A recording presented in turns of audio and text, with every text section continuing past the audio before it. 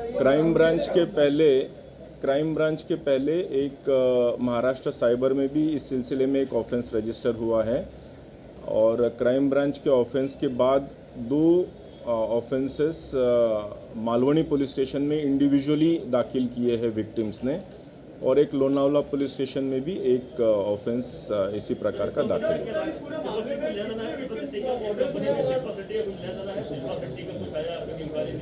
सुना ही नहीं दिया प्लीज।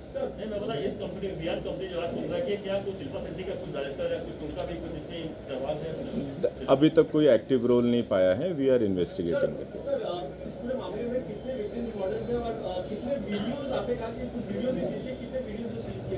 वीडियोस की संख्या तो काफ़ी है।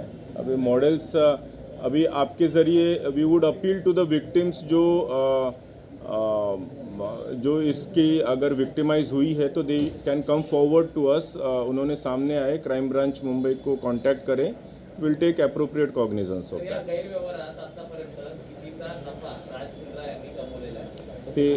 General content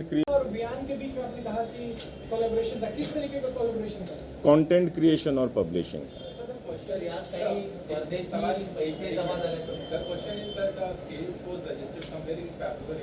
The first charge sheet was filed in April. In the charge sheet, there are a lot of WhatsApp chats between Pradeep Bakshi and Raj Mundra. So, sir, I just want to understand what is that fresh evidence and the fresh thing that has come before the crime branch which led to his arrest now? Yes. Yeah, it was investigation is a process. During investigation, there were certain hitches, but we overcame those hitches. And in the fresh office search that we conducted yesterday, we found lots of incriminating evidences based on which we arrested them. Sir, what were those hitches? Because the charge sheet was filed in April only, which had the chats which you guys have listed as evidence.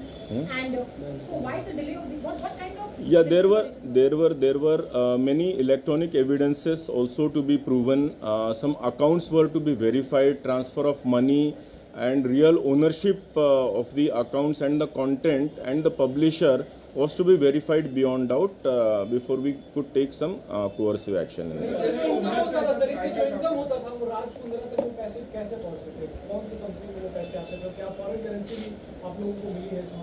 Yeah, there are some leads into that.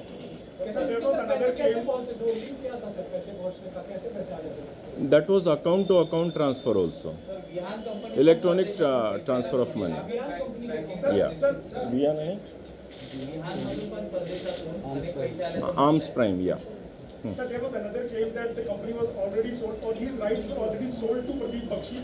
So what about the claim of Raj Mundra that he was not having any ownership or any direct involvement in the hot shots at the time when he was we will certainly verify this, but as I said, this is an ongoing offense for quite a few months.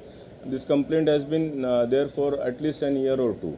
Was there any involvement of Raj Mundra even after his claim of being rights sold to Pradeep Bakshi? Operations were all looked after by his company only. Yeah. Yesterday's search has shown all the electronic evidences recovered from his own office. Have we been able to establish something on these lines that because of the lockdown, this business actually bloomed more in the lockdown year? I mean, that's a genuine distinction. Mundra is claiming in one of his WhatsApp chats. Hasn't they encashed this opportunity? That they look at it as an opportunity? That is for the people to decide. We'll have to go through the accounts as to how many subscriptions. Is there any increase in the number of subscriptions? We'll definitely go through that.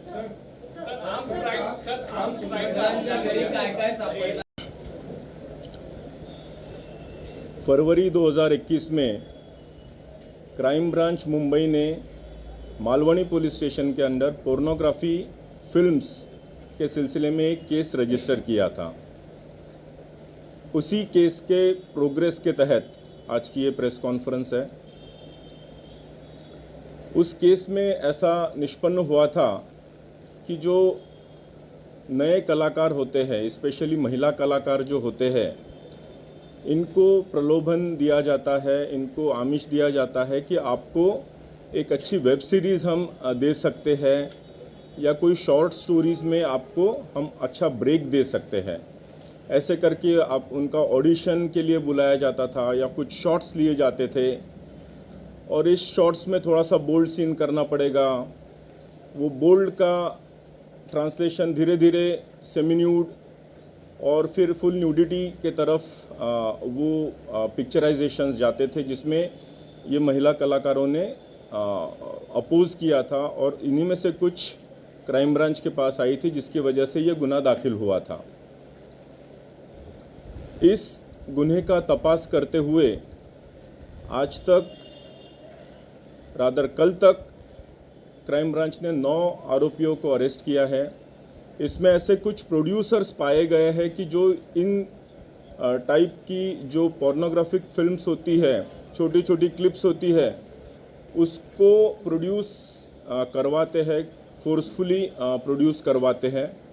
इसमें जैसे रोआ खान को already arrest किया, उनके husband को भी arrest किया है, गहना वशिष्ठ को अरेस्ट किया है,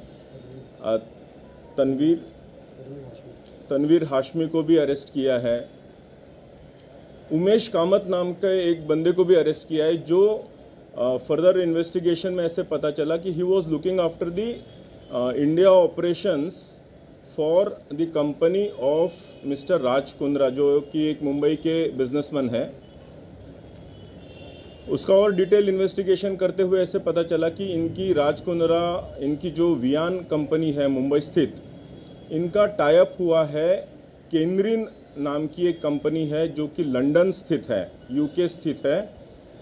ये केंद्रीन कंपनी के ओनर जो है ये राज कुंद्रा इनके ब्रदर इन लॉ ही है, और इस केंद्रीन कंपनी का ऐप है जो कि हॉटशॉट्स इस नाम से चलता था। इस हॉटशॉट्स पे ये जो भी कंटेंट क्रिएट किया जाता था, ये कंटेंट राज कुंद्रा और केंद्रीन की कंपनी खरीदती थी और उसको पब्लिश करती थी हॉटशॉट्स नाम के ऐप के ज़रिए। हालांकि ये कंपनी केंद्रीन और हॉटशॉट्स लंदन में रजिस्टर्ड है, लेकिन इसका पूरा कंटेंट क्रिएशन ये राज कुंद्रा इनके मुंबई स्थित ऑफिस से किया जाता था। कंटेंट क्रिएशन, इसके पूरे ऑपरेशंस, इसका पूरा account management, piracy related issue, ये सारे के सारे वियान के ऑफिस से मुंबई से ही किए जाते थे। जब ये पूरे डॉक्यूमेंट्री और इलेक्ट्रॉनिक एविडेंसेस हमारे पास आए तो हमने कोर्ट से सर्च वारंट लेके उनके ऑफिसेस कल सर्च किए और इसमें ये सारी चीज़ें हमको मिली, including a few clips were obtained from the computers of their offices. इसीलिए कल रात में राज कुंद्रा और उनके जो आईटी हेड है रायन थॉर्प, उनको कल अरेस्ट किया है।